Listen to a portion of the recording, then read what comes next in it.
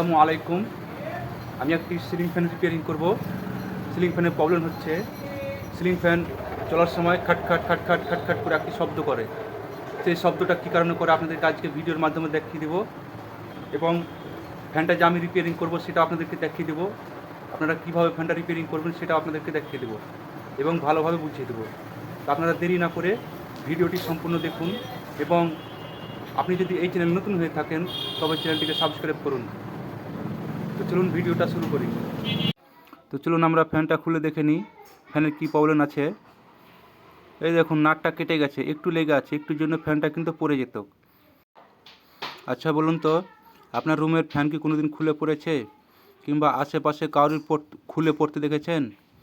যদি ফ্যান কারোর খুলে পড়ে কিংবা ভেঙে পড়ে তবে কমেন্ট বক্সে জানান।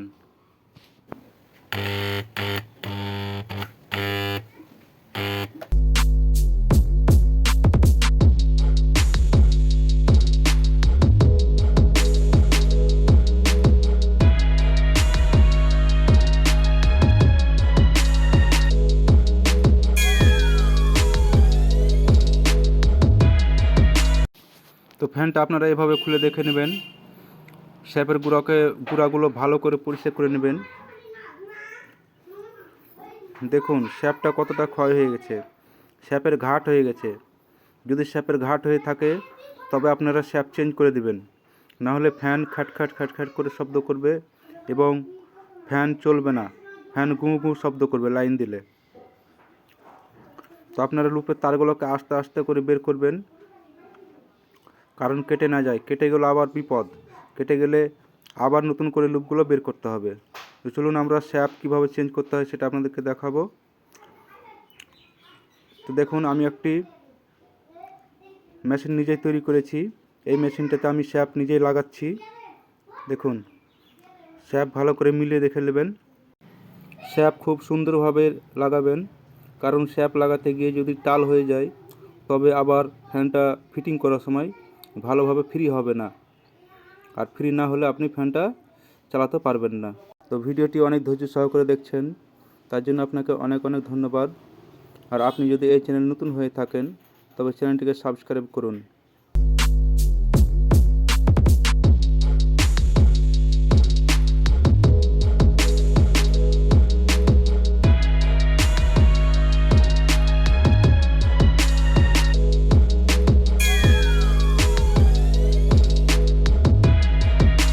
তো আমার কয়েলের কাজ সম্পূর্ণ রেডি হয়ে গেছে।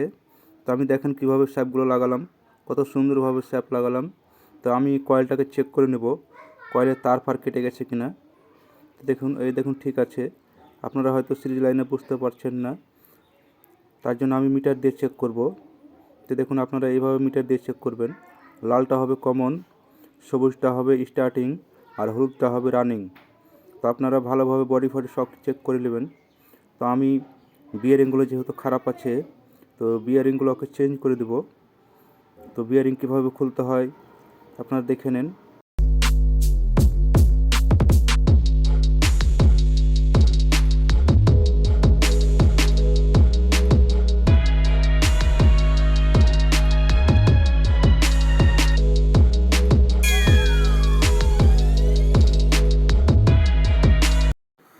তো বিয়ারিংগুলো এভাবে আপনারা সুন্দর করে লাগিয়ে নেবেন। তো দেখুন ফ্যান কীভাবে ফিটিং করতে হয়। আগে কয়েলটাকে ঢুকিয়ে নেবেন, তারপরে রিংটা বসাবেন। রিংটা বসার পরে আপনারা লেবেলিংটা ভালো করে দেখে নেবেন। রিংয়ের যে অ্যাডজাস্টমেন্ট, সেই অ্যাডজাস্টটা ভালো করে দেখে নেবেন, এবং কয়েলটাকে ঘুরিয়ে দেখে নেবেন কোনো জায়গায় টাচ করছে কি না। তো আপনারা এইভাবে সুন্দর করে ফ্যান ফিটিং করবেন। তো দেখুন কত আরামসে যেভাবে আমি ফ্যানটা ফিটিং করছি। তো আপনারা এইভাবে ফ্যানটা ফিটিং করবেন। এরকমভাবে ফ্যান ফিটিং করলে আপনার ফ্যানটা সূক্ষ্মভাবে ফ্রি হয়ে যাবে। তো আপনারা ভিডিওটি অনেক ধৈর্য সহকারে দেখছেন, তার জন্য আপনাকে অনেক অনেক ধন্যবাদ। তো এই ক্যাপাসিটারটা নষ্ট হয়ে গেছে, তো ক্যাপাসিটারটা আমরা নতুন একটি চেঞ্জ করে দেব। 2.5 ক্যাপাসিটার লাগাবেন আপনারা। ক্যাপাসিটার কিভাবে কানেকশন করতে হয় সেটা আপনারা ভালো করে লক্ষ্য করে দেখে নিন। লাল তারটা হবে কমন, আর সবুজ তারটা হবে স্টার্টিং, আর যখনই আপনার হলুদ তার থাকবে সেই হলুদটা হবে রানিং। তো আপনারা রানিং আর স্টার্টিংয়ের ক্যাপাসিটার লাগাবেন এবং আর লালটা কমন করবেন। আপনারা কমনে একটি লাইন দিবেন এবং রানিংয়ে একটি লাইন দিবেন।